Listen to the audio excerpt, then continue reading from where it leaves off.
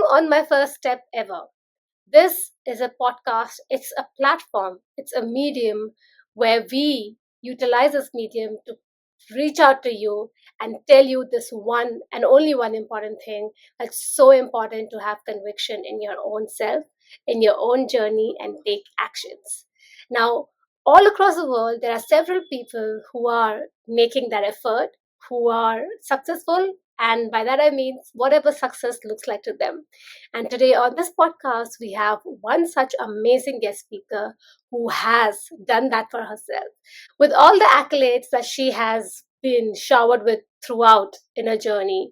But what's more important is more than what she does today and who she is today, why is she doing what she's doing and what makes her who she is today, because that's the journey we want to dig into. That's the journey we want you to know that your journey is unique and your journey is important.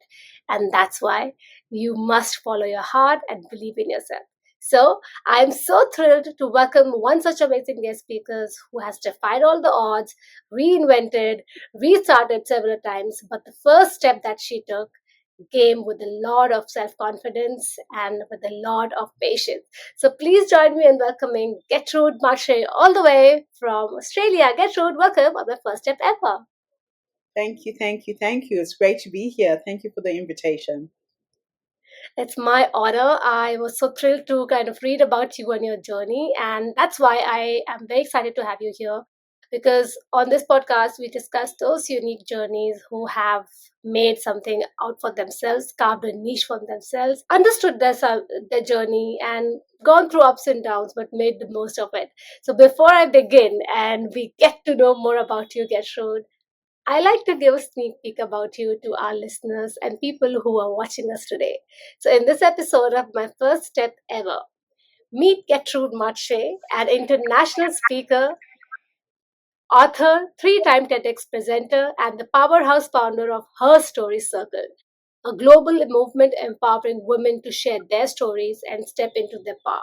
Known as a vibrant bundle of African energy, Gertrude has helped hundreds of women, especially those over 50, become speakers, authors, and thought leaders. Now, this is exciting, helping people reinvent and reignite that potential in themselves. It's so amazing. And from coaching TEDx talks to publishing powerful memoirs, her vision is clear. Your story matters. Don't go to your grave with it. And I think this is so amazing that we have her today here to tell us why that is important. So join us as Gertrude shares her extraordinary journey from arriving in New Zealand with nothing but hope to building a global legacy of empowerment, storytelling, and courage. So, if this is your first time, hit the subscribe button, follow button, and just sit back, relax, and listen to a story which will leave you with a lot of insight and the self belief to get to your journey as well. So, Gertrude, welcome once again. And I'm going to shoot through the first question because I'm so excited to really understand your journey. How did it all begin for you? Where were you born, and what was the mindset of the people you were surrounded with during your childhood? So, thank you again. So, the name is Getrude Matshe. I was born in Zimbabwe, then Rhodesia before Zimbabwe had independence, to two amazing parents. The village I was brought up in is called Wedza. It's on the eastern highlands of Zimbabwe and Mozambique. And my parents were unique in the sense that they realized the value of education. So I was the second child. I had an older sister and three little brothers. And fortunately, my father got a scholarship through the Catholic Church to go and study in London. So I was left with my grandmother at the age of 9 months, and my father took his young wife with him, and they shared one scholarship. My father became a chartered accountant. My mother became a nurse. It took them 3 years to make enough money for me and my sister to go and join them in London. So I lived in the UK from the age of 3 until I was 6. And then we had to go back to Rhodesia because it was a Commonwealth scholarship and they couldn't stay. My parents managed to put 5 children through private school, not because they were rich, but they were very rich in the way that they thought and the dreams that they allowed us to dream. I remember at the age of 6, my mother teaching me how to knit, how to sew, how to crochet, and we had to make things and go and sell on the weekends in all of the white neighborhoods. So I grew up in apartheid Rhodesia. Black and white people didn't mix. We lived in a black neighborhood. So if you wanted to make money, you had to cross that racial line and go to all the white suburbs to sell your wares. And I always say that my mother could sell snow to the Eskimos and sand to the Arabs in the desert. She was the most amazing saleswoman. My dad, unfortunately, couldn't get a white collar job in Rhodesia because of apartheid. He got a white collar job in 1980 when we got independence.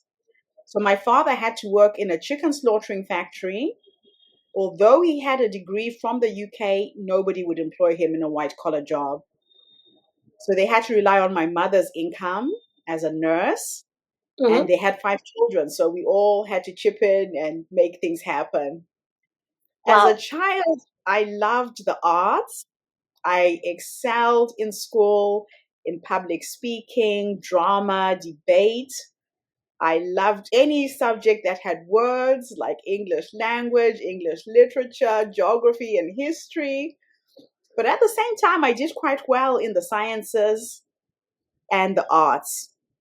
I had always dreamed that I would either be a lawyer or I would be an actress. I wanted something that would allow me to use my voice, be center stage, and speak.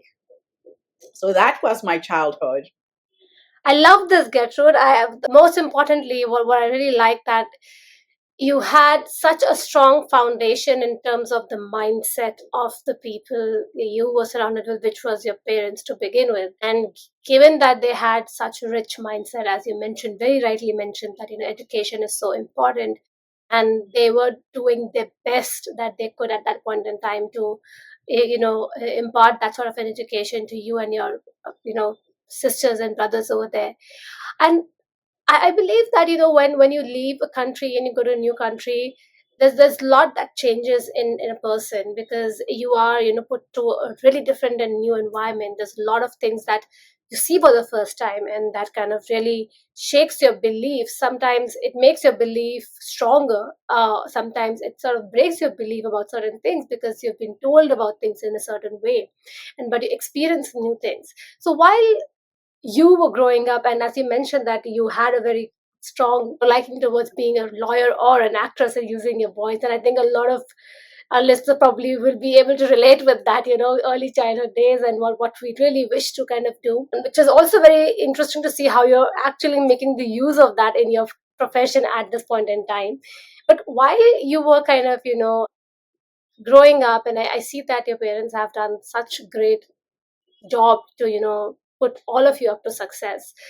While that happened, what were you shaped as a human being while growing up, in your teens, from that phase, given that you saw your parents you know put so much of effort and give impart the right sort of knowledge, make you guys so strong in your will and in your understanding as a person.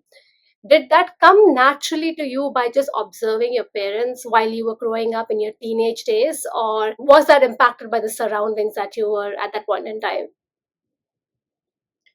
I have to say, when you grow up with role models who show you what's possible, it really shapes your worldview and your mindset.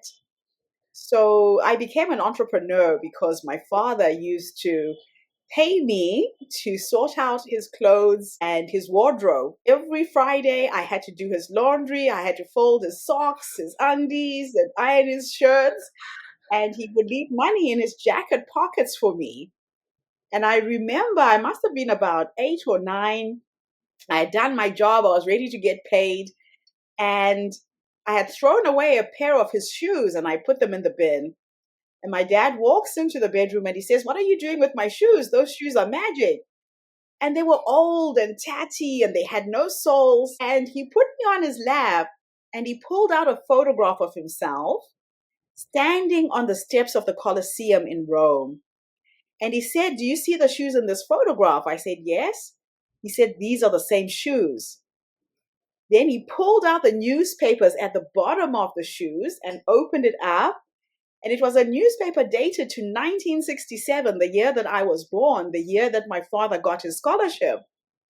And he said, when I went to Rome to accept my scholarship on the way to London, I did not have a pair of shoes that had soles.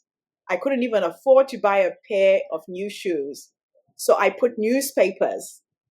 And he said, anything you want in life is possible if you can dream. If you see it in your head, you can turn anything you want into reality.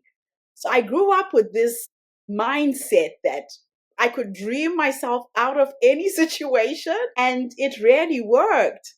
At that time, my father bought me a set of encyclopedias at an auction and a globe of the world. And to get me to read, he would make me close my eyes, and I had to spin this globe and then touch a country, then go and get the encyclopedia and present to him the facts about that country.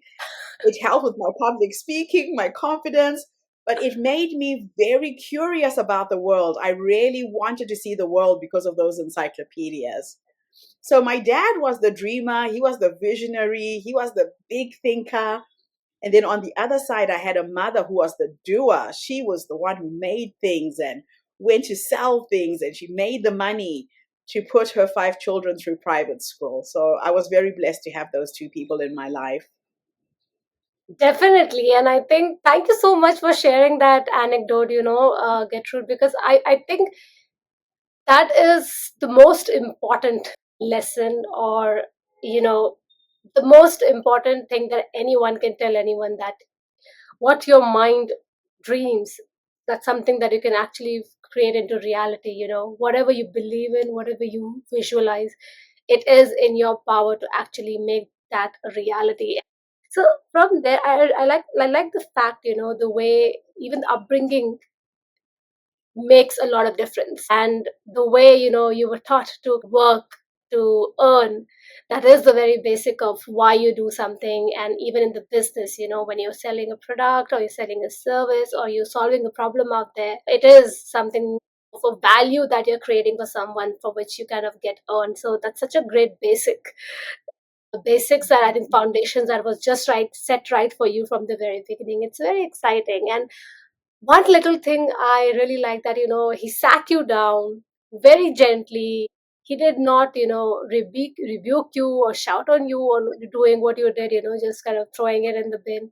But he had a conversation with you, and he made you understand the reason behind this. So people who are listening to us today or watching us, if you're having a hard time conveying something, I think if I take this anecdote in a general sense, and if I put it out there, it means that you need to sit across that person and very gently have a conversation and explain why, from your perspective, that things are, why would it work or why would it not work according to your experience and perspective. And that really gives a lot of lasting impression on people who are on the other end. So, given that you were brought up in this amazingly strong-minded, family, which had such great standards, values, and you were getting absorbing all that thing, you were kind of looking into that and also applying, putting it into your character and your nature, though you were shaping. There comes a time when we are, late teens, early adulthood, where things become a little challenging, because that's the time when we start questioning a lot of things that we have already been taught. Because then that's when our mind starts working and we start questioning. We are curious, why this is this way? Why is that way? Why should I be doing this way? Why can't I do it the other way? Did you ever face that kind of a situation?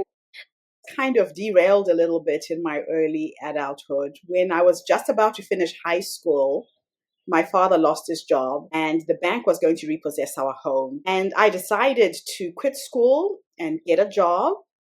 And what my father used to do is he would force me and my sister to go and apply for jobs from the age of 16 and not take the jobs. He would put me and my sister on a bus, send us to the city. So I come from a very small town. And he would say, the corporate world is white. One day you're going to have to stand in front of a white person and speak and get that first job. So I want you to practice. So while our friends were having fun during school holidays, my sister and I were bused to the city and we'd apply for all these jobs and not take them. So in Zimbabwe, we had A levels and O levels. You wrote your O levels at the age of 16, A levels at the age of 18.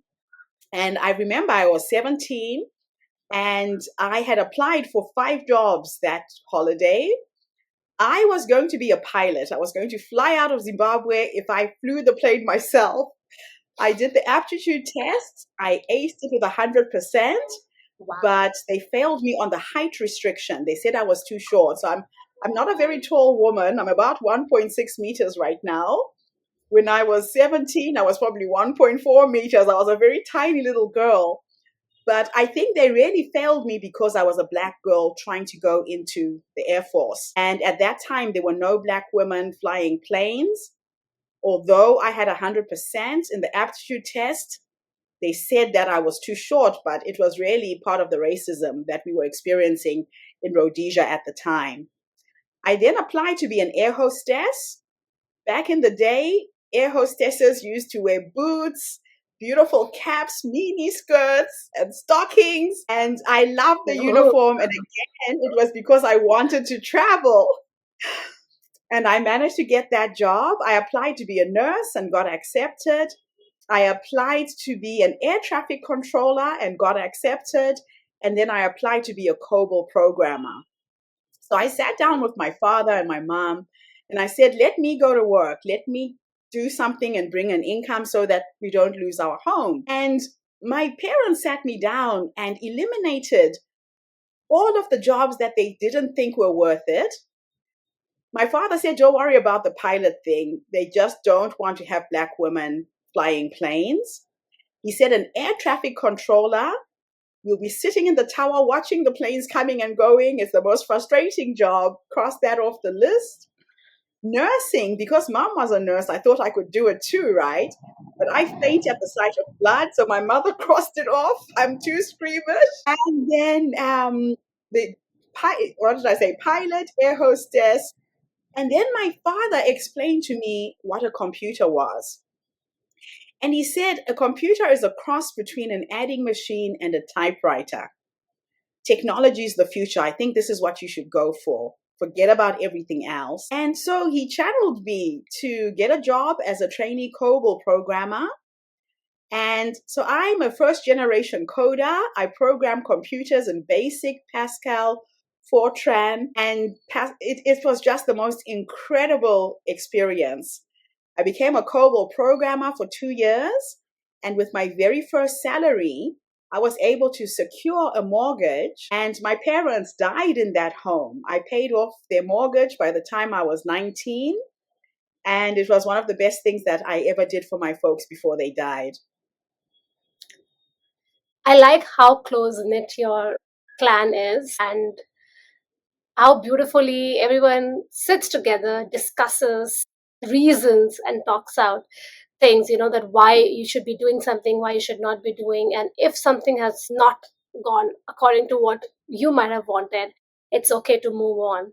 There's this world waiting out for you. So I again would like to kind of highlight this to our listeners today, that if you're in that journey where you are just about to begin your career, or you want to maybe begin your career once again and you are still not sure what you want to really do, I think this is a great way to begin, kind of enlist everything possible that you may have slightest of the interest or you've heard of.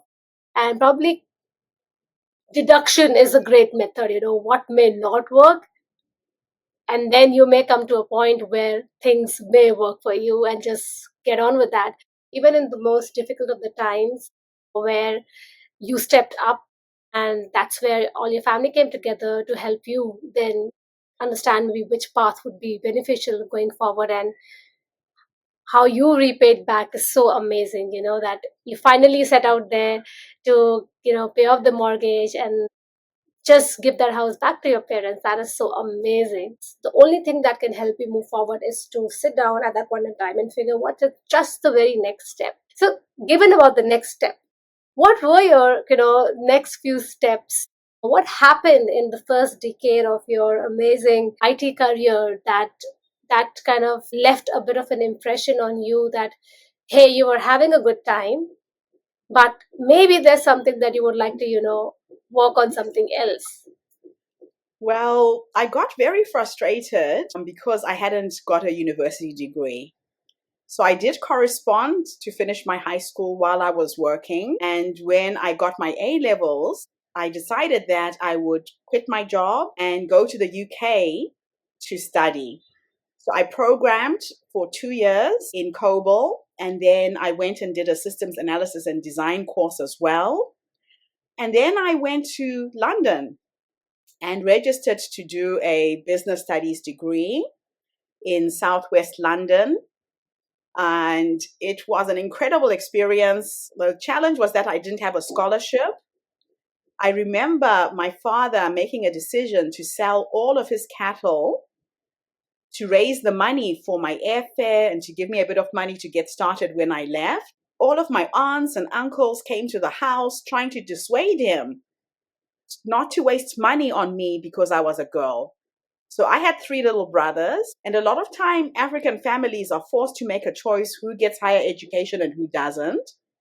And of course, the belief is that a girl will get married, somebody will look after her. So if you have sons, the sons normally get priority for higher education. And I remember my father putting his foot down and saying, no, she has to go to university. We are in this house because she sacrificed school. I will sell everything I have and make sure that she goes to college. So I ended up going to London despite my aunties and my uncles saying, what if she gets pregnant? What if she fails? And I had to get 3 jobs while I was studying. I got a job on campus cleaning the offices at the university from 5 o'clock in the morning until 9. That was my first job. Then from 9 o'clock until 5 in the afternoon, I was attending my studies. From 6 o'clock until 9 in the evening, I got a job in Oxford Street. I worked in W.H. Smith selling books and records. That was a really fun job. Yeah, And sounds like then one. yes, my last job for the day, next door, there was a McDonald's and they needed somebody to clean their kitchens. So I would go and clean these kitchens from 9 o'clock until 11, and I would get a free meal. I ate so much McDonald's. I hate McDonald's. I never touched McDonald's again because that was the only food I had. So I did this from October to December. I was struggling. I hardly got any sleep, but I was passing all of my classes. And then my boyfriend came to visit me at Christmas that year. We had an amazing Christmas. When he went back to Africa, I found out that I was pregnant. So you can imagine everything my relatives had said to my father happened. I was 3 months into my studies. I got pregnant and I had to make a decision whether to keep my baby, go back home, quit school. And I fortunately got an opportunity to go to Norway. So I had met a Norwegian woman who had come to Zimbabwe when I was 17. And she had watched me acting in a play that I had written, and she had offered me a scholarship to study acting. When I was down and out and desperate, I called this woman, told her my situation, and she couriered an air ticket for me to go to Norway. Her brother was a director for a theater company, and they were putting together a musical production about Nelson Mandela. The play was called Salt of the Earth. So Yeah. I got to act and dance and sing in this amazing musical about one of my heroes, Nelson Mandela. I toured the whole of Europe, Denmark, Sweden, Switzerland, and my tummy was getting bigger and bigger with this baby. And when I was about 7 months pregnant, I decided I wanted to go back home and be with my parents and my mom and have the baby around my family. So I went back home to Zimbabwe and I got married and ended up with 3 beautiful kids with my boyfriend. We were together for 27 years. But what's really funny is that that baby is now a professional actor. He's 36 years old. He has taken part in films in New Zealand with Peter Jackson and James Cameron. He has created a fantastic career for himself. And we always laugh that he's got my job. He's living my dream. I live vicariously through my first son. I ended up with a daughter who was 2 years younger than him. And my youngest son is now 28. So my daughter's 34, my oldest son is 36, and my youngest son is 28. So that's my life. And I derailed, didn't manage to get my degree then, but I did go back to college when I was 27, when my husband was studying to be an obstetric gynecologist. I decided I would go back to college as well. We were living in South Africa, and I got my first degree when I was 31. So although life kind of derailed me, it didn't go in a straight line. I did manage to achieve, higher education, despite being a mother of three, well, a mother of two at the time. I got pregnant again in my final year at university. So my baby was born 2 weeks before my final exams. Oh. And it was an incredible experience.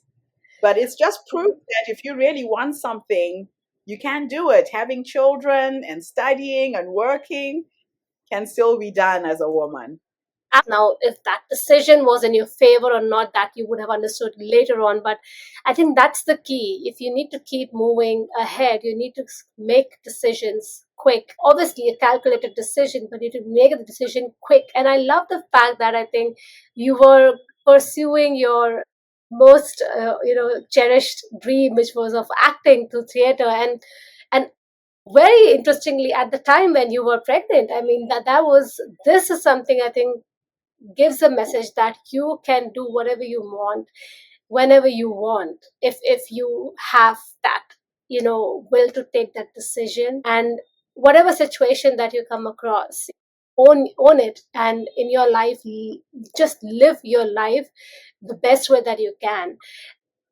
And also something very important, I think, a message that I can see from your own story is taking up studies, uh, doing your taking your masters, your degrees at the age where people really don't think of, and also at the phase of their life when they think that, oh, now we are supposed to kind of go in a certain way and concentrate on a certain way with our family.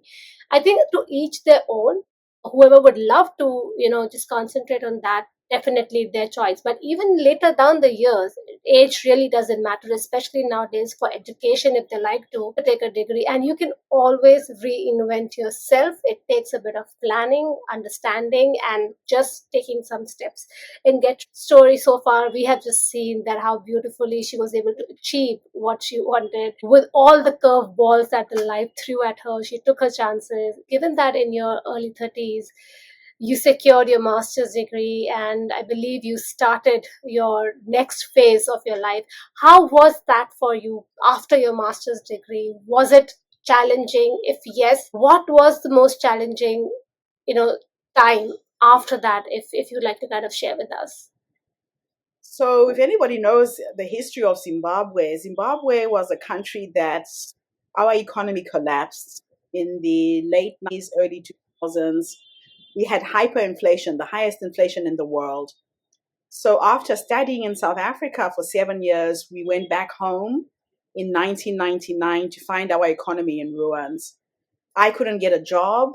I had my systems analyst profession. I had my degree. There was no employment.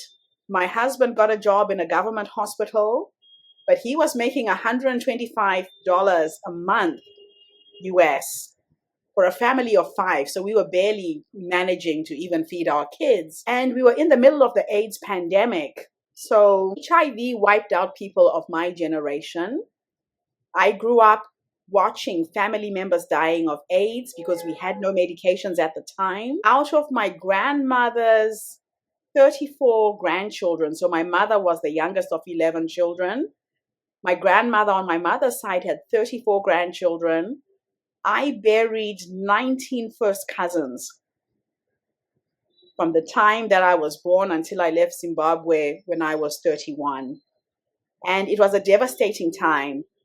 And the real reason why I decided to make a move to leave Africa was because in 1999, thereabouts, our medicine men, our traditional medicine men, started spreading a rumor that if you rape a virgin, it cures AIDS. It was called the virgin cure. So people were raping children in the belief that it cures HIV. And I didn't want to risk my children's lives. My husband, as an obstetrician, was caring for children coming into the hospital. These rape cases were rampant. And so I said to him, we've got to leave. We have to find a safe country to bring up the children. So I packed, sold everything we owned, and I decided to go to the United States by myself. And I traveled for 4 months selling my art. So I'm a textile artist. I make hand painted fabrics. I made my clothes. And I traveled on the Greyhound bus for 4 months in the United States, all the way from New Orleans to Detroit, attending art festivals and selling my work. I made enough money for air tickets and for me and the children to leave Zimbabwe 2001. And my husband put me on a flight with the kids on the way to New York. Unfortunately, we never made that journey. We were stopped in transit in South Africa. After a 1-hour flight, we stopped in Johannesburg. When we went to check in to continue to New York, they picked up an error on my daughter's visa. The US Embassy misprinted the passport number on her visa sticker. And the airline said, no, you have to go back to Zimbabwe to get this corrected. Now, what this meant is we lost all the money for the air tickets. When I went back to the US Embassy to try and get them to correct the error, they said, we're sorry, we had to change our rules a week ago. So this was again at a time when there was a lot of political turmoil in Zimbabwe, when our dictator president was trying to get the land back from the white farmers. So many people were killed. We were kind of on the brink of a civil war in Zimbabwe, and they changed the rules that week. And the new rule was I had to go back to the US Embassy with a bank statement with $6 million that we didn't have. So we practically lost everything, our house, car, furniture, and we were back in Zimbabwe with no money.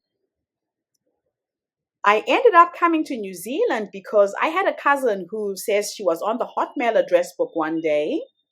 She contacted me about a month after I was stuck and back in Zimbabwe on Hotmail. She was just randomly looking at people's names on the Hotmail address book. And she wrote this one-line email saying, where are you? You've got to leave Zimbabwe. And I explained to her that we were stuck. We didn't have any money now. We had lost our home. And she said to me, Gertrude, borrow the money. You've got computer skills. New Zealand has got lots of vacancies for IT workers. You'll get a skilled migrant visa. So as an act of faith, we borrowed money from family, from friends, and we got just enough money for me and the children to come to New Zealand. So I arrived in New Zealand with a 2-year-old baby strapped to my back. My youngest baby was 2. I had a 10-year-old, a 12-year-old, and $500. Fortunately, I got a job 3 weeks after I arrived, put my children in kindergarten. The oldest one started school, and I started working. Took me 3 months to make the money for my husband to come to New Zealand. And when he got to New Zealand, he couldn't get registration with the Medical Council of New Zealand. So that was another setback. So I went online, I did some research, got my husband a job in Australia, and he got a job in Queensland in an Aboriginal outpost in the middle of nowhere in a little village called Dumaji near Mount Isa. And they literally had to fly him into this village. There wasn't even a road to this place. Oh my God. And when he got there, he said, listen, you stay in New Zealand. This is worse than Africa. I will come home once a month. So my husband commuted and came home once a month for a year. So my first year in New Zealand, I was alone with 3 children under the age of 12. I had a full-time job. I was running from daycare, primary school, work. I don't know how I got through that first year by myself, but I did. So my husband came back after a year. His registration was approved by the Medical Council of New Zealand. And I quit my job and I decided to go into business so that I could look after my kids on my own. And I was very fortunate that I hit on my first $1 million business. When I was looking for an opportunity, I had learned how to register doctors. And I decided to use my human resources degree and open a recruiting agency for health workers. So I wrote back to South Africa to some of my husband's friends. And I said, hey, I want to start a recruiting agency. Would you like to come to New Zealand? 5 of my husband's friends said yes. And I remember making $125,000 in my first 3 months of business. I ran Medical Recruiters of New Zealand for 18 years. It was one of the most incredible business ideas I ever hit on. And then I started a property investing business, buying houses in New Zealand. 25 years ago, you didn't even need a deposit to buy a house. Oh, wow. And I built a property investing business that was worth about 5.9 million. And in all of this, I decided to go back to school and reinvent myself. And I decided to go back to acting. And I studied at TVNZ. I did a course in TV and film production with a dream to one day become a filmmaker. And while I was studying at university, I heard that Peter Jackson, after he made Lord of the Rings, was looking for African extras for the next film that he made, which was King Kong. Mm-hmm. And just to go back to my childhood, I forgot to mention this. I got my first acting opportunity in a big movie when I was 19 years old. There was a film called Cry Freedom. It was about apartheid. Denzel Washington was the main actor. So Richard Attenborough was the director. And I got a part as an extra in this film, just a small walk-on, walk-off part.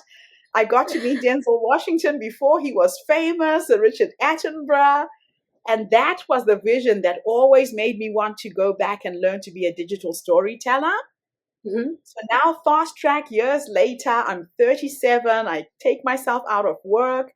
I hire a managing director to run my companies, and I went back to college and studied filmmaking. So when Peter Jackson was looking for African extras, I auditioned. I got 2 parts in the movie King Kong. And when I went for my wardrobe fitting, I felt really special because they gave me 2 parts in the movie. And when I was Wow. to the casting director, and I said, why did I get 2 parts? Did I make such a good impression? He said, yes, you did, but we're actually desperate because we need 350 African extras for just one scene in the movie, but we can't find enough people. Now, at that time, I was volunteering for the refugee service, helping African immigrants to find work, to learn English. And I knew a lot of African families. And I thought, this is a business. I can turn this into another recruiting business. So I told the casting director that I could come up with 350 people if they gave me an opportunity. They said, please help us. So I created a casting agency and started recruiting African extras. And I got to take part in King Kong and Avatar. And I had the largest database of ethnic minority people for film and advertising for quite a few years in New Zealand when all these big blockbuster movies were being filmed. And my children got to act in all of the films. It was just absolutely fascinating experience. From being denied to, board the flight to actually creating 3 companies. Look at you. What a story. I mean, it just sounded like I am actually watching a movie right now, You with your children trying to kind of get out of that situation to New York, and things did not work out. And from there, then there was an opportunity that kind of, came up in about a month's time. someone kind of telling you, hey, come here, but you made things work for yourself. And even while you were in New Zealand, the initial few years were so challenging. But I think when I hear this as a third person, I can connect the dots from, what your parents, especially your dad, taught you while growing up, how that came handy to you as a person and as a mindset. Because I think you could see opportunity, you can see the problem, you can see the gap, and you can just be the bridge every time in every different industry that you were there. So I think this is so incredible for everyone who's listening to us today, that what should I do, where should I go? Because even at this point in time, the scenario is the same, be it 10 years from now, 20 years from now. I think the cycle keeps repeating. You can just keep going back in circles. A lot of people are facing the challenges of not being the layoffs happening, and AI coming in. A lot of changes are happening. And from your journey, the only one thing that I can maybe share an insight, or maybe a practical takeaway for our listeners, is that see what's the gap and see what's your skills, bring them together, and just go and just pitch yourself. That's how you can kind of just begin with somewhere. Everyone, I mean, you have it in you, and the opportunities, things will start appearing for you on the way. Another thing that I think it kind of makes me understand is that when you are really trying to get things done, you have something in your mind, you have that will, the opportunity presents itself, and how you make the most of it is in your hands.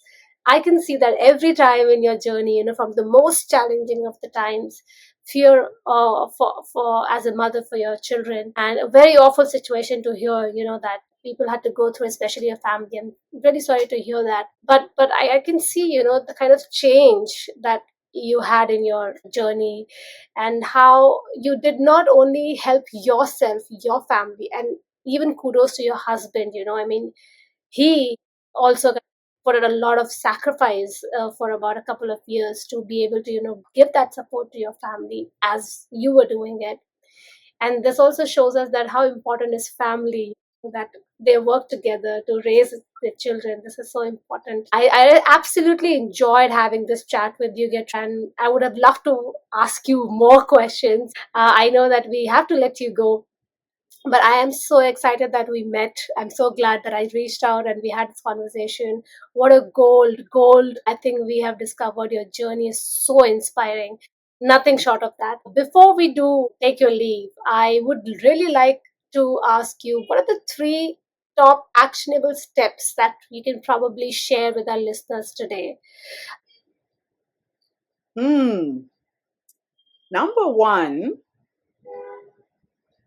if you feel an urge to do something, to create something, trust your intuition. I believe that we are born with all of the tools that we need to bring things into reality, and no two people will ever have the same dream. So when you feel that push, that I need to do this, I want to do this, trust yourself. I think that's the first thing. Number two, don't try and figure out how. A lot of people will start with, I don't know how to do this. I don't have the money. I don't have the time. I don't have the skills. The how shows up when you take the first step. And normally your first step is as simple as just writing it down on a piece of paper. Write a plan. Put a date. By the end of this year, I want to have achieved A, B, C, D. So for me, I believe everything is energy. And an idea that's in your head is an energy wave. And when you get it out of your head and you put it on paper, that is now part of physical reality. So an architect cannot build a house unless he sketches the picture of what the house will look like, right? It's the same thing when you are an architect of your life. Get your ideas on paper. Once it's on paper, it's already here. And then the how shows up. Tell people what you're working on. Share your dreams, your visions with the people that you bump into. I talk to random strangers in elevators, wherever I am. I'm sharing what I'm doing all the time, and magical things happen. And number three, Pay attention and be present to the people who come into your life. We don't bump into each other by accident. You and I meeting the way that we did on LinkedIn, not a mistake. This conversation was supposed to happen.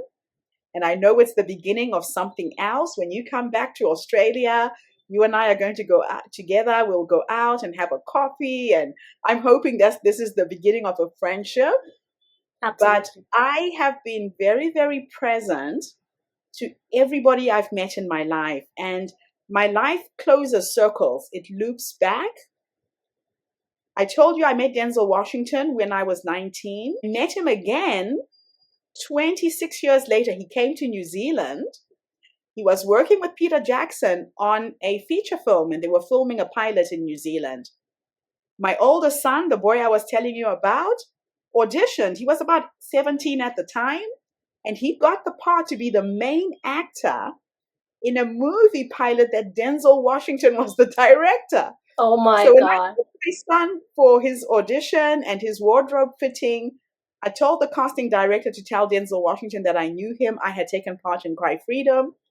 Denzel Washington comes outside. He says, "What the hell are you doing in New Zealand? You want to hang out with me?" So I got to hang out with Denzel Washington, Peter Jackson sitting next to him for 3 weeks when he was filming this pilot. So you don't bump into people by accident. So when you are awake and you are aware of the people around you, get into the habit of talking to random strangers. Magical things can happen from there. Those are my 3 tips. Love that. Thank you so much, Gertrude. It's such, and I think when you were saying these things, I can definitely feel the goosebumps. This has been one extremely inspirational, impactful, and insightful conversation. And I would love to meet you in person, as you said that for sure. And we may be able to have you again, once again, to discuss more in details, that how things really worked for you in terms of business. But thank you so much for being here today, sharing your story in such honesty. And before I take your leave, I always request my guest speakers to leave our listeners with a quote or a saying that they really resonate with. Oh, coach. The most wonderful thing about life is that you are the writer of the story. You are the director who directs where your life will go. And you can star in your own epic. So you're the writer of your story, and it will be what you make it to be. That's what I'll leave you with. So powerful. If you sit down, think of it, what Gertrude just mentioned, it just simply means that you have the power to create things in your life. So stop thinking and start creating. Thank you so much, Gertrude, for being on my first step ever. What a pleasure to have had you over here and had this amazing conversation that just shows us that anything is actually possible because you have lived that and shown us through your journey. And for everyone who is interested to know a bit more about Getrude, I'm going to leave everything on the show links, the links in the show notes below. And to read more about HerStory Circle, her current venture, and a lot of things that she does. She is an amazing TED speaker, and I think you would have already understood that by now. So thank you so much. And as I always say to all my listeners, that start believing in yourself and keep believing in yourself. See you until next time. Please do give ratings and please do write your comments. And you can directly reach out to me on my first step ever _IN. That's my Instagram handle. A little about myself. I have always loved performing on stage, acting, speaking, and just emoting myself. So I use these mediums different ways so that I can connect with people, help them, empower them, infotain them, which is to inform them and entertain them. If you would like to collaborate for any opportunities, more than welcome to connect with me on my Instagram handle. Thank you.